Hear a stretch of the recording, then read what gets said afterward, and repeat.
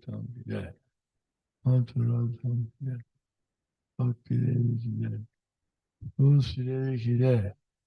Prabhupada Hari Hari Bol. All glory to the Lord. All glory to the Lord. All glory to the Lord.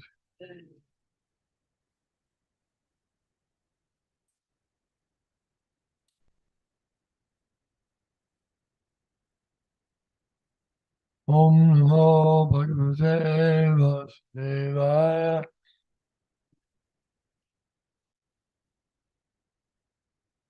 Om Namo Bhagavate Vasudevaya.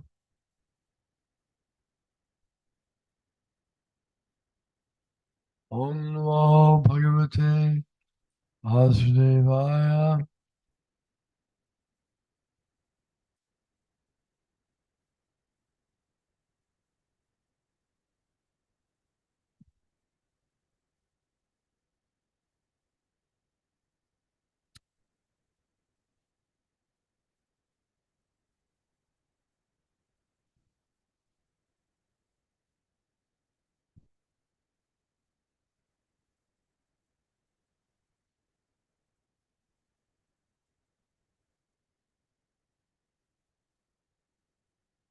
Bhagavatam second canto, chapter 9, text 18.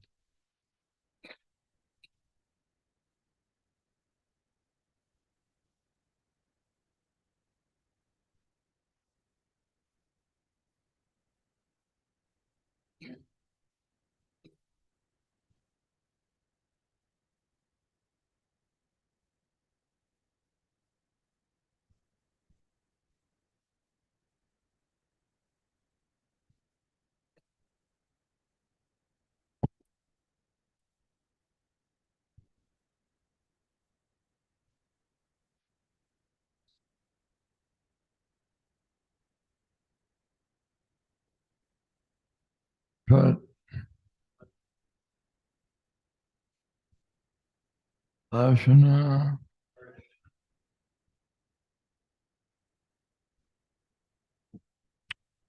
Alada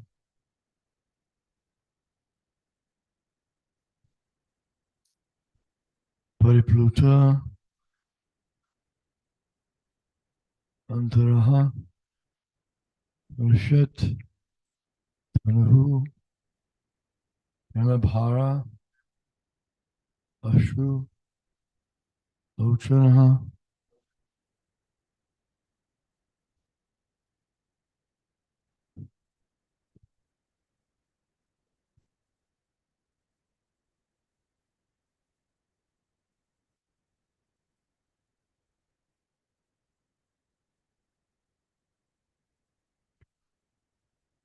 Nanama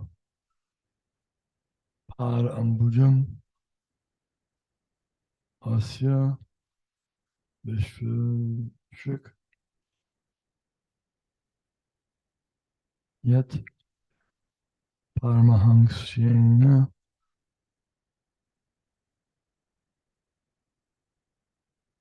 Ta Parigamyate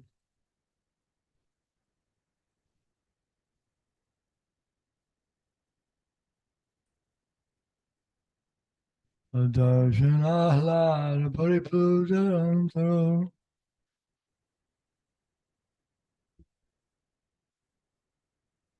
Vishatanu Prema Parashulochana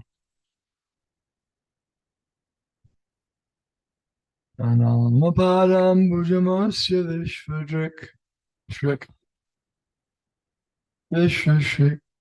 Yat Paramahansyena Patadigamyate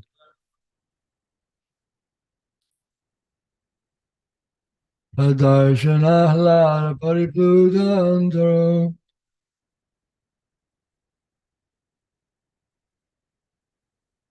Vishatanu Prema Parashulochana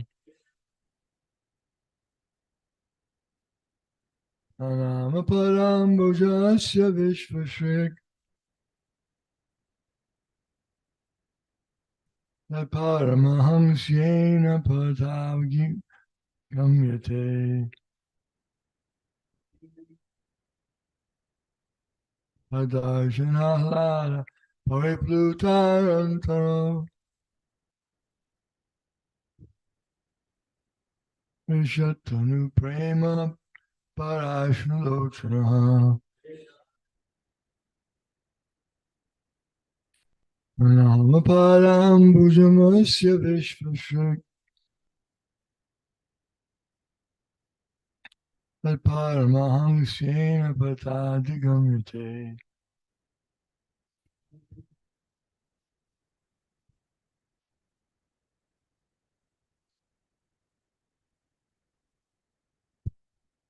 Tadarshanahlada pariplutantaro Vishatanu prema barashulochana Nanama padam bujamasya vishvashrik Yat paramahangsena patati gamyate.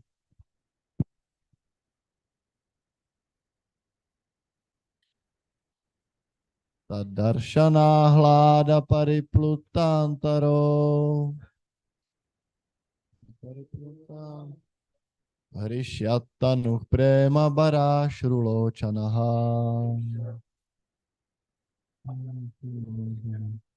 Nanama padam bujamasya vishvasrik Yat paramahamsyena pathadigamyate.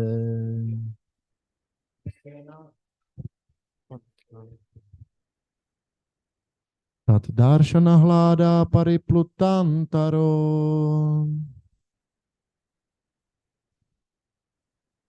Rishyatanu prema barashrulochanaha Nanama pada bujam asya vishvasrik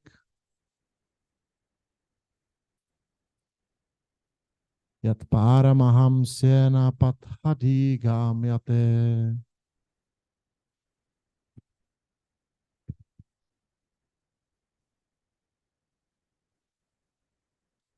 Tadarshanahlada pariplutantaro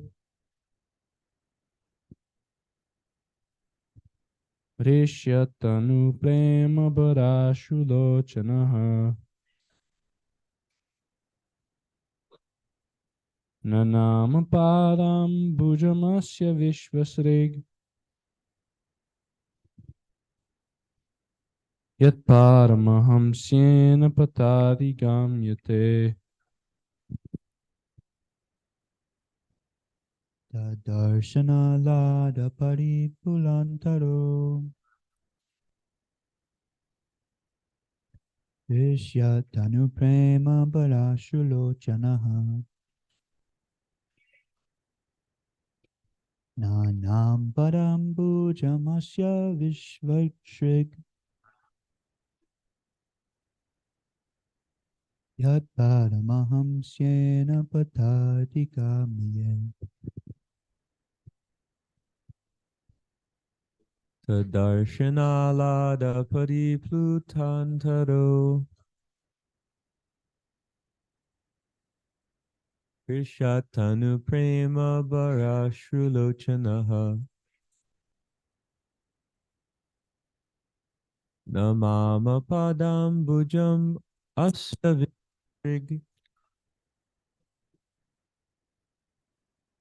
Yat paramahamsena parhadi gamyate.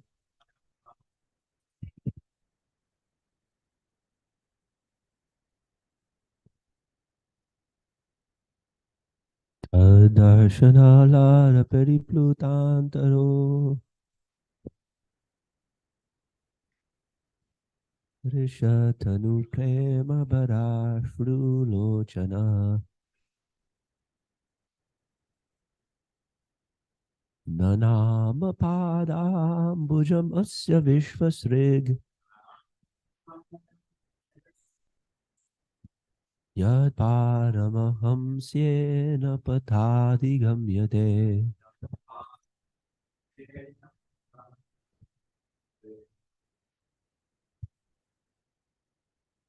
तद्दर्शनालाद परिप्लुतान्तरो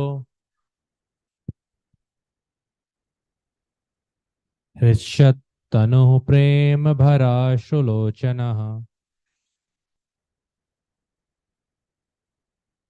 ननाम पादाम्बुजमश्य विश्वशृग् यत्पारमहंसेन पथाधिगम्यते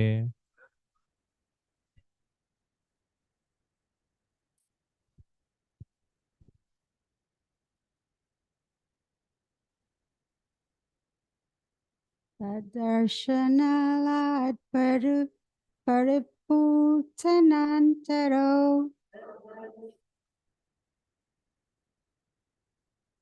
Rishatanu Prema Bhara Sulochana Namam Padam Bhujamasya Vishwashrit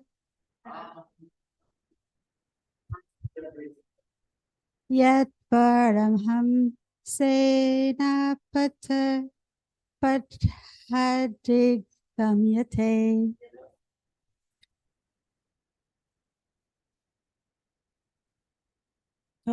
Tadarshana pariputtanaro Vishatanu prema barshu lokana Nama padam pujam asya vishanshe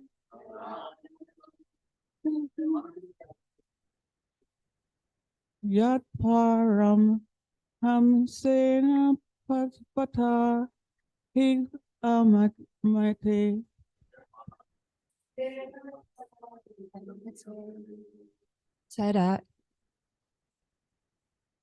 Tadashanala Peripluttarantaro Rishatanu Prema Barashulochana Nanama Padam Vujamasha Vishvashrig Yaparamahamsena Ptadi Gamyate Tardarshanalad Pariplutantaro Rishatanu Prema Bharashrulochana Nanama Padam Bhojasya Vishwashre Yat Paramahamsena Pathadigamyate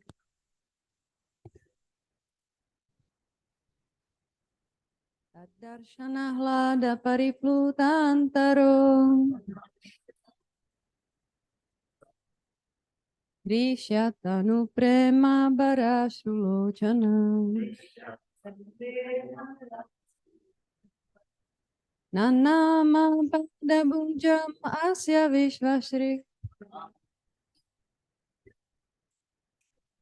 Yat Paramahamsyena Patadigamyate Allah Pariputantaro. Okay, that by the audience of the Lord. Darshana, audience. Ahlada, joy. Paripluta, overwhelmed. Antaraha, within the heart. Rishit, full in ecstasy. Tanu, body.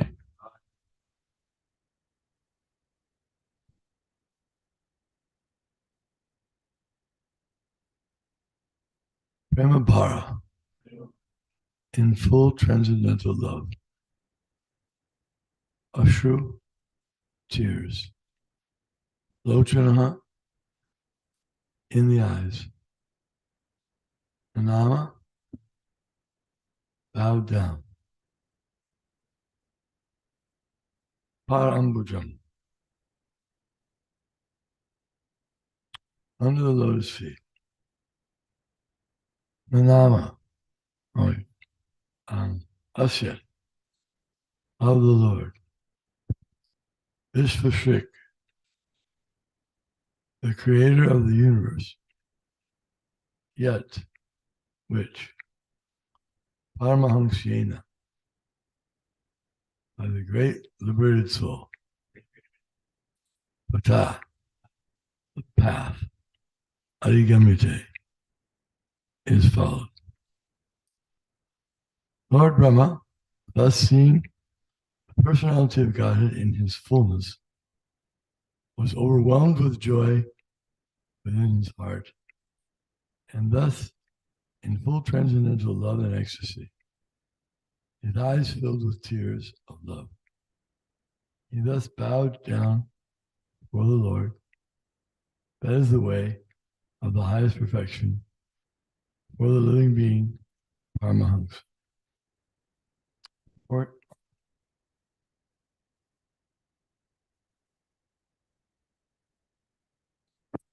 Report.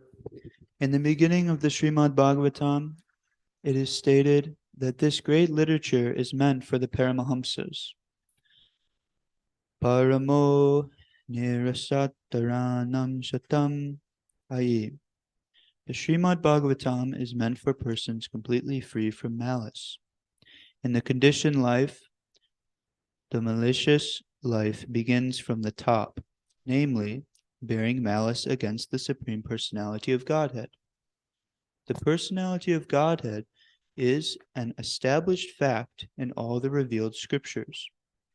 In the Bhagavad Gita, the personal feature of the Supreme Lord is especially mentioned, so much so that the last portion of the great literature has emphatically stressed that one should surrender unto the Supreme Personality of Godhead to be saved from the miseries of life.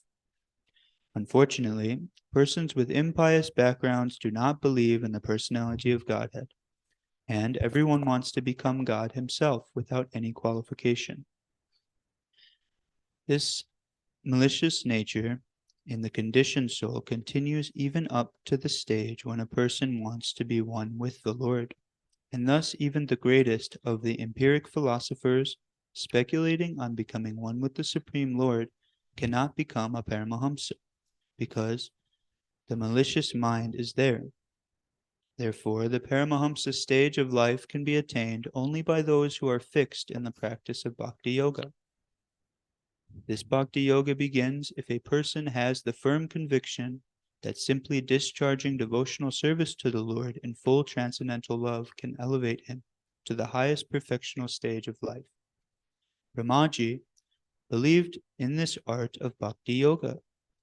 He believed in the instruction of the Lord to execute tapa, and he discharged the function with great penance and thus achieved the great success of seeing the Vaikuntha Lokas, and the Lord also by personal experience. No one can reach the abode of the Supreme Lord by any mechanical means of the mind or machine, but one can reach the abode of the Vaikuntha Lokas simply by following the process of Bhakti Yoga. Because the Lord can be realized only through the Bhakti Yoga process.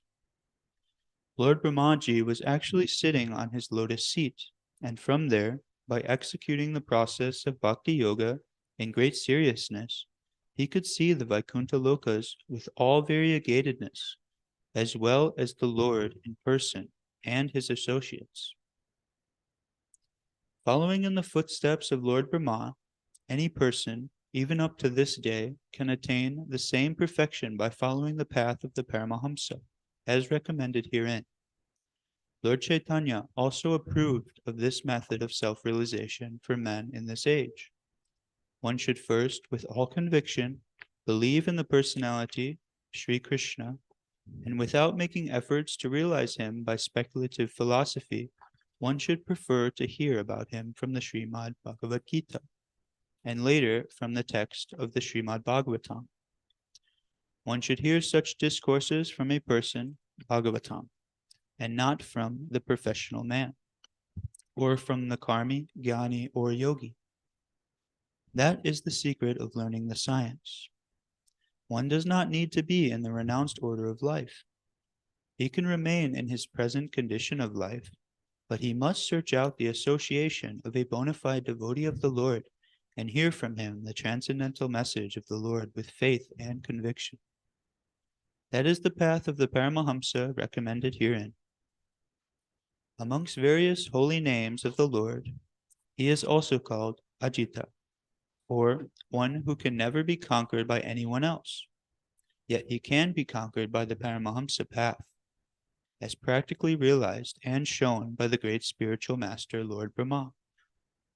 Lord Brahma has personally recommended this Paramahamsa Pandataha in his own words as follows.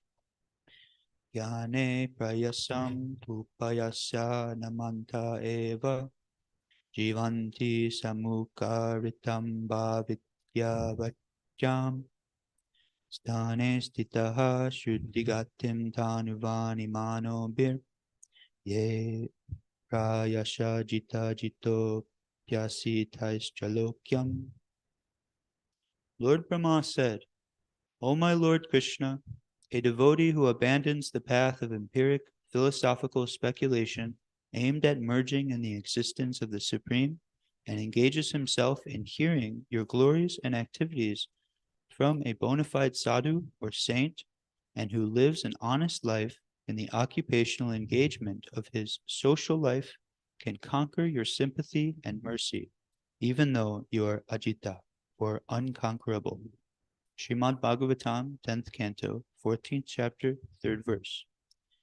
That is the path of the Paramahamsas, which was personally followed by Lord Brahma and later recommended by him for attaining perfect success in life.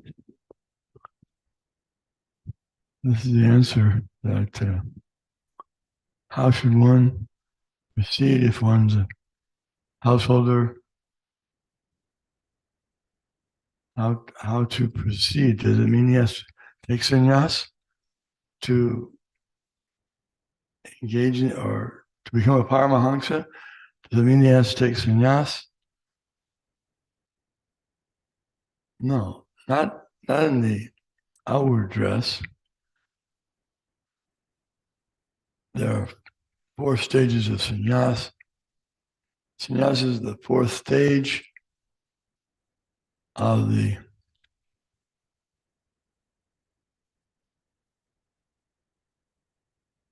ashramas.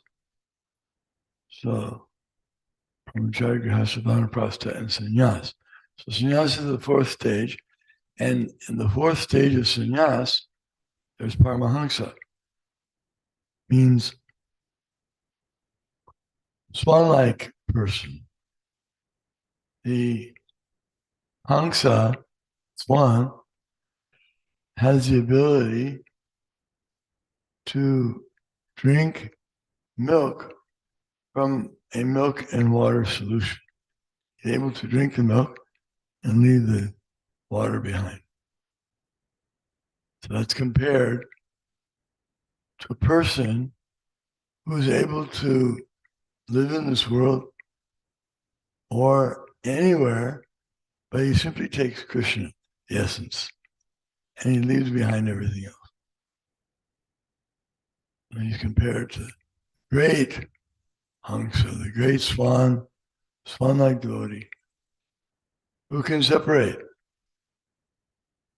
So the devotee can live, Paramahamsa can live anywhere, in any situation. It doesn't matter whether he's a brahmachari, grihastha, vanaprastha, sannyas. Lord Chaitanya also said that Nam Vipranacha Narpatir, I shown Shudro, Narpatir, I am not a Brahmin, Kshatriya, Vaishya, Shudra, brahmachari, grihastha, vanaprastha, sannyas. Gopi Vartur, Padakamala, or Das. I'm the servant of the servant of the servant of Krishna. That's our identity. These bodies are not our real identity. This is temporary dress. I'm not a man, I'm not a woman, I'm not a Brahmin Kshatriya. This is temporary. The real nature is I'm servant of Krishna. So when one realizes he's servant of Krishna, then he's reached the perfection. And many times Prabhupada would say to his disciples that there's no need actually for you or any one of these people to take sannyas outwardly, because you're already giving everything to Krishna. If you're doing everything for Krishna, that's it. You've already reached the perfection. It's not required.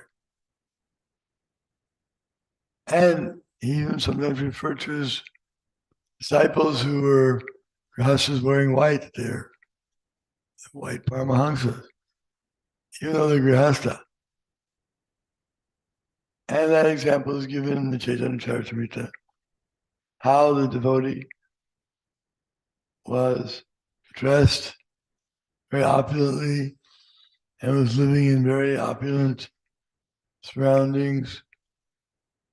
But when he heard the passings of the Lord, he fell down in ecstasy and flailing his arms and breaking all the furniture. In other words, it appeared as though he was a materialist because he was living in such wealth.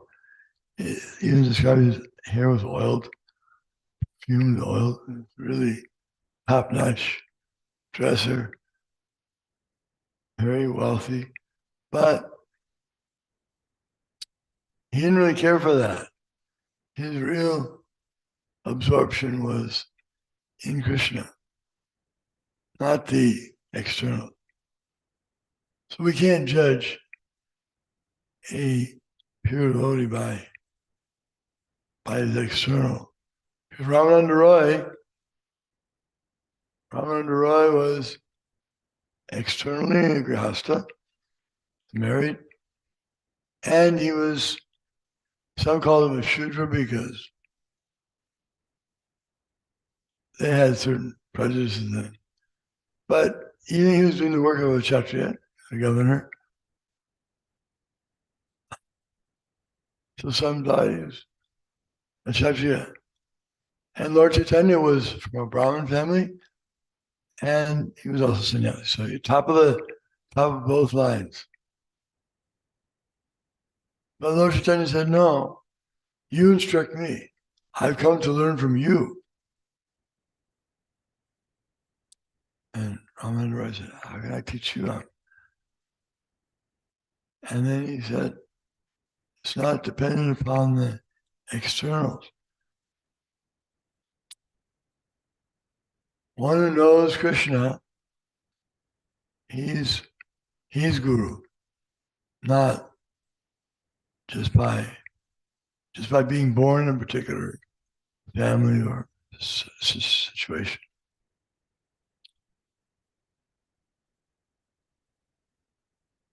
That's one point.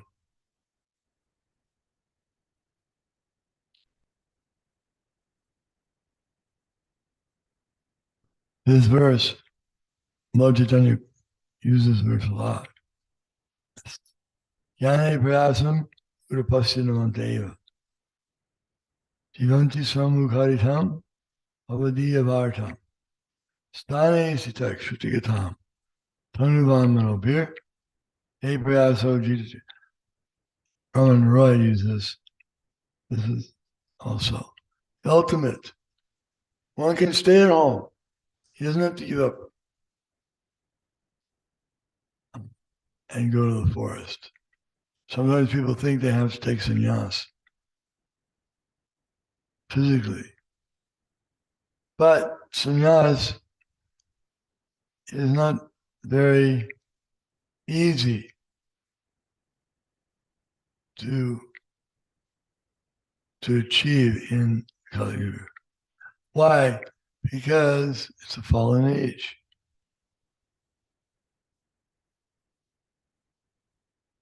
It's everything is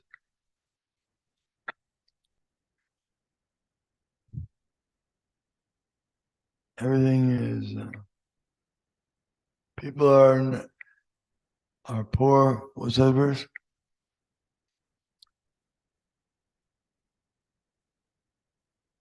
The verse in the beginning of the Bhagavatam.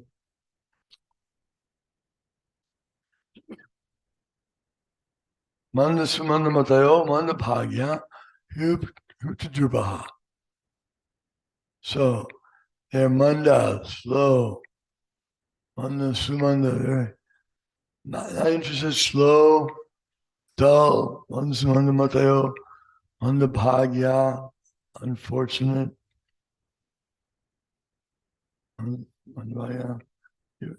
Always disturbed. People of this age, that's the declaration. People of this age. So it's not easy and sannyas is very strict. And the society that we have, our world society is very, very liberal when it comes to associating men and women together. It's very liberal. So to change that or to try to overcome that is not easy. It requires a society to support it. It's like it requires to have Gurukula. It requires society. There's a saying, you raise a child by a village. Child is raised by the village. And it's not just one person, not just the father and mother.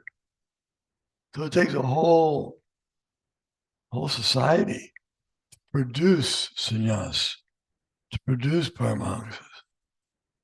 And that's why Srila Prabhupada, International Society for Krishna Consciousness, not just an institute for one person, but a whole society.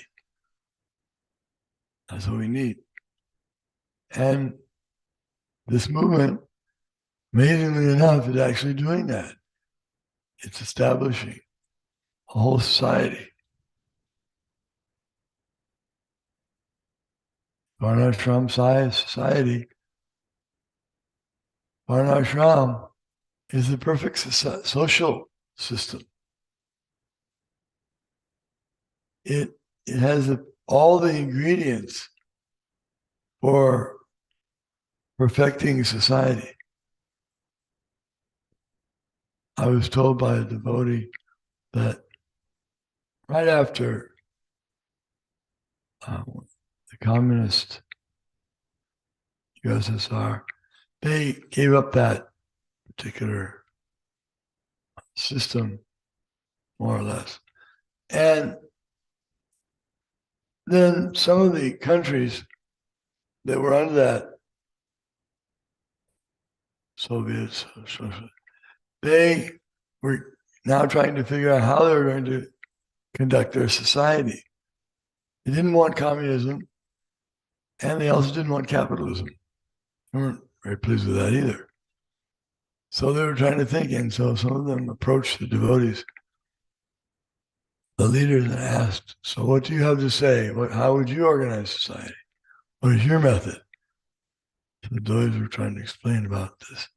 Varnashram.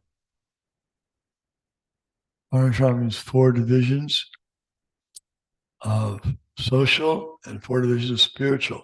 In other words, if you just have the social divisions, that's not sufficient either. The social divisions work.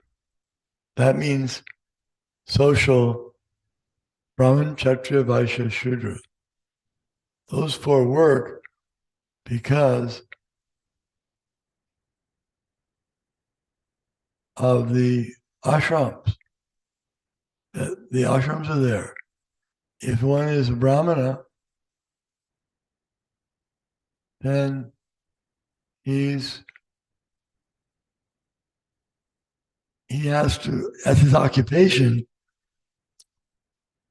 and he has to be engaged. Brahmachari, Grihastha, Vanaprastha, Sannyas. In those are the spiritual orders. And the occupational means he studies, his activities, patana, patana, yajana, yajana, dana, patigraha. These are the guidelines, his characteristics as given in Bhagavad Gita and elsewhere. And he is clean, he's austere, he has knowledge, he has realized knowledge. He's Samadhamakta Paksha Shocham, Yantir Arjuna Evacha, Yan Vigyanamastikyam, Brahmakarma Svabhavajam. That's so they go together. The occupation and the ashram. Ashram means place for spiritual advancement. Spiritual, how will he make advancement? But if you ask any society in the world, how do you combine like they say, don't combine religion and state religion.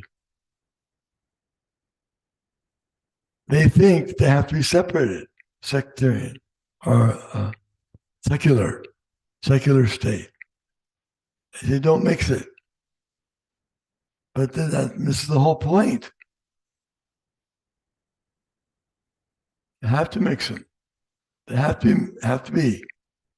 Although Prabhupada would go along with their idea, he did it in a different way.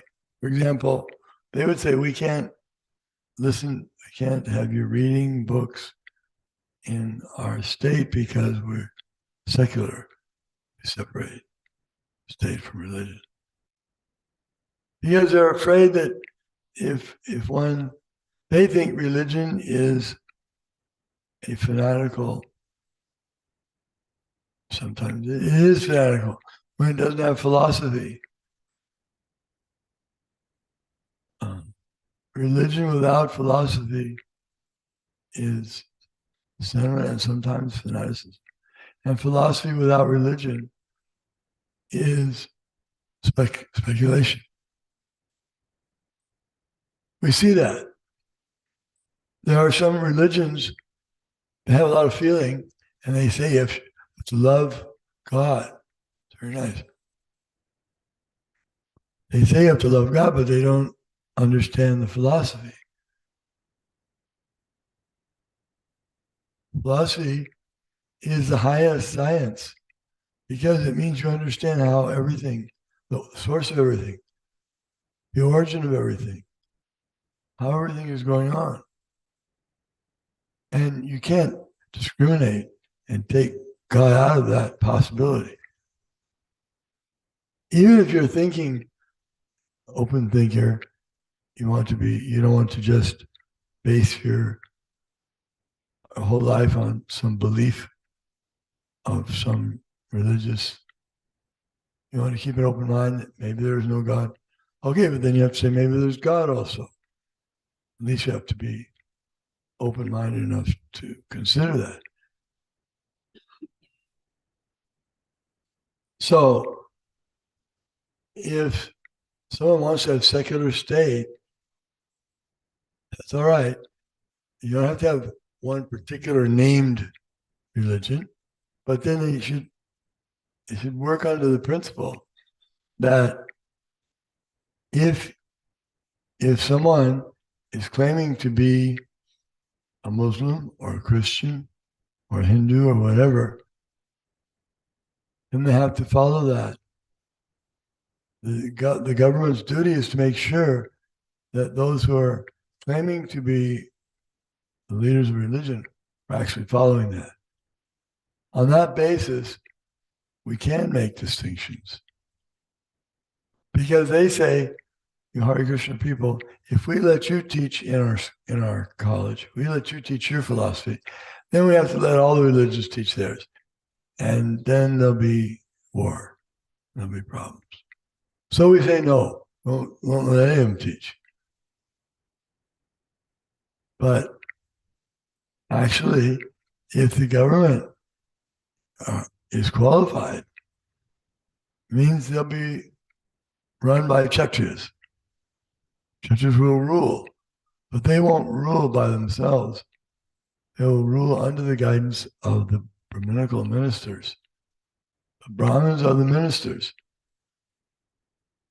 And if they're not pleased with the Kshatriya, he can't rule. They won't allow him to rule. Vena, there was a very powerful Kshatriya named Vena. But Vena didn't care for the Brahmins' instructions at all. The Vedas didn't care for any of it.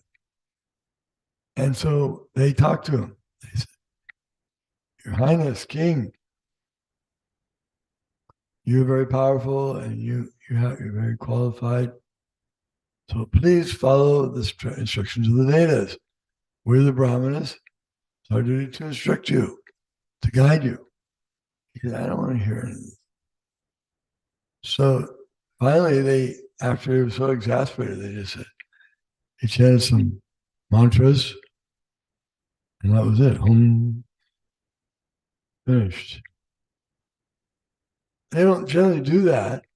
They can do that. Not in Kali Yuga, but in some of the previous ages, Brahmins can do that. It's by mantra. So everyone was afraid to offend a Brahmana for more than one reason. Not just that, but because they can also. It's like, look what happened with Parashuram. He was a Brahmana. And he used other weapons. So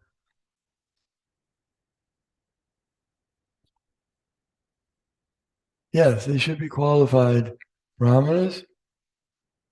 But, if you have our ashram system, you can be sure that your system won't become corrupted just by some fanatical so-called religion. Religion doesn't just mean belief, faith. One may have faith in something that's wrong. One may believe something that's incorrect. So is that religion? Religion means the laws of God. Dharmam Trisakshat Bhagavat Pranitam. And it can only be given by God, no one else. So we have to find out what is the religion of God. That means we have to find God. In other words, you can't have religion without God. And if you ask, who's God, and you don't know, what good is your religion?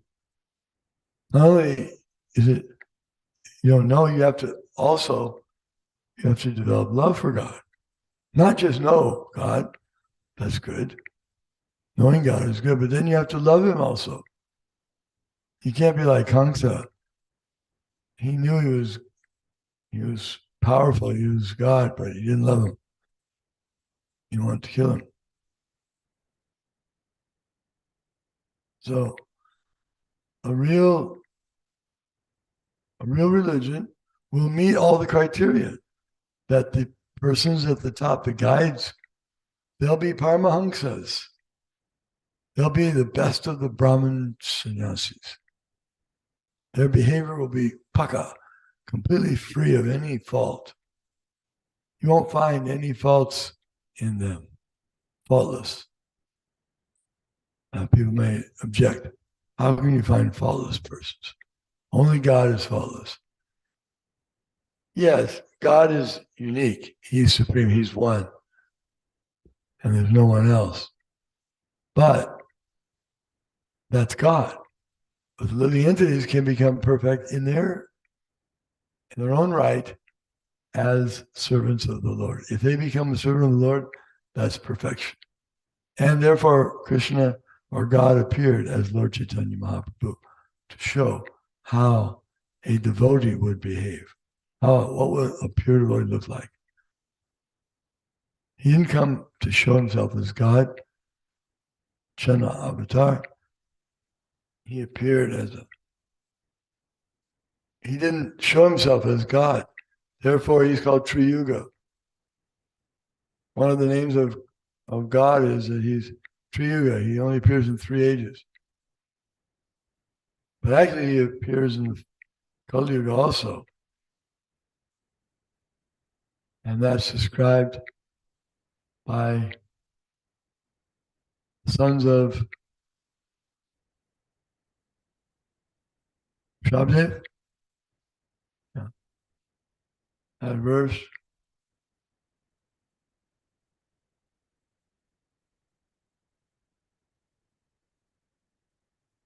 Varnam.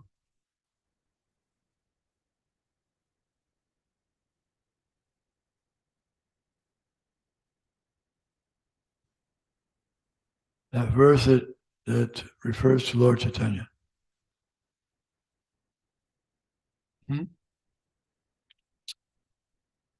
Yeah. Sankirtana Prayaya Janti Sumedasa. So you can look at it. Krishna Varnam Trishash Krishna Sango Pangas Parshadam Yagyai Sankirtana Prayaya Janti Sumedasa. That verse is the description of the Lord in Kali Yuga. He will be chanting the holy names of the Lord. He'll be not Krishna Varnam. He won't be dark, blackish. Krishna Varnam Trisha. His complexion won't be dark. He'll be light complected. Krishna Varnam Trisha Krishna. Sangopangas Chaparshadam. He'll appear with his weapons and his associates. Not weapons, but his weapons will be chanting the holy name and kirtan. Sankirtan Yagya. Sumedasa. One who has good brain substance will join the Sankirtan movement. So, somehow or other, Srila Prabhupada has given us good brain substance. We didn't have good brain substance before, but he gave us some. Otherwise, lost. So much intoxication, illicit sex, meeting. What brain substance is left? It's all destroyed by these habits. So sometimes when the topic comes to celibacy and it's described that those activities, they destroy the brain substance so that one is not able to use his brain very well. So those say, can you get it back? No, you can't get it back. But whatever you have, use that. Whatever's left. But the other point is that it's not material brain substance. It's spiritual. So spiritual doesn't depend on the so-called brains, the gray matter and the different types. It doesn't depend on that. Intelligence is not dependent on a particular brain. Because we see in the case of Daksha was beheaded in the sacrifice. And then in order to continue, Lord Shiva made an arrangement that the head would be a goat's head. So Daksha had the head of a goat. But yet he had the same intelligence. His intelligence was not interfered with. So it doesn't depend on, and there's elephants who are pure devotees, wonderful, chanting beautiful verses from the Vedas. How do they do that? It's not just dependent upon the the physical. So if this intelligence is coming from the spirit, comes from Krishna. So if you're surrendering everything to Krishna, and we've actually seen some devotees, they get some disease, some mental or something like that, and they apparently are not able to use their faculty. But if they're pure devotees, then although it may not appear to everyone as though they're so enlightened, but they're still enlightened, you can see their activities. They may not be able to speak like they were or think exactly like, but Krishna will give them the intelligence. Tesham satatayuktanam vajatam pitipurvakam dami buddhiyogam enamam upayantate. Some person may have thought that this person is suffering from dementia, but you see all his activities were all centered around Krishna. He was always thinking of Krishna. So even though his speaking wasn't to the highest degree or what have you, so he might be categorized like that, but a pure devotee is not affected by that. He's so absorbed in Krishna. Others may think he's a fool. They may think he's mad. They thought Lord Chaitanya was mad. He was giving definitions for, whenever he was teaching in his school, that everything meant Krishna. Every word meant Krishna. He's gone mad. To get some Brahmi oil and rub it on his head. He's gone mad. They thought Lord Chaitanya had come. Sometimes they say that to scholars. Yes, he was a good scholar in the beginning, but then he went mad. Went crazy. But that craziness can be understood by the most advanced personality, Lord Chaitanya Mahaprabhu, and he has certified that one has to become that mad after Krishna. Madness is fine,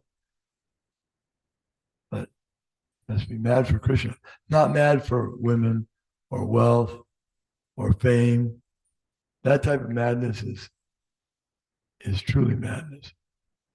But real madness for Krishna, that's the perfection. Supreme love, Mahabhava. So thank you very much. Srimad Bhagavatam ki jai. Srila Prabhupada ki jai.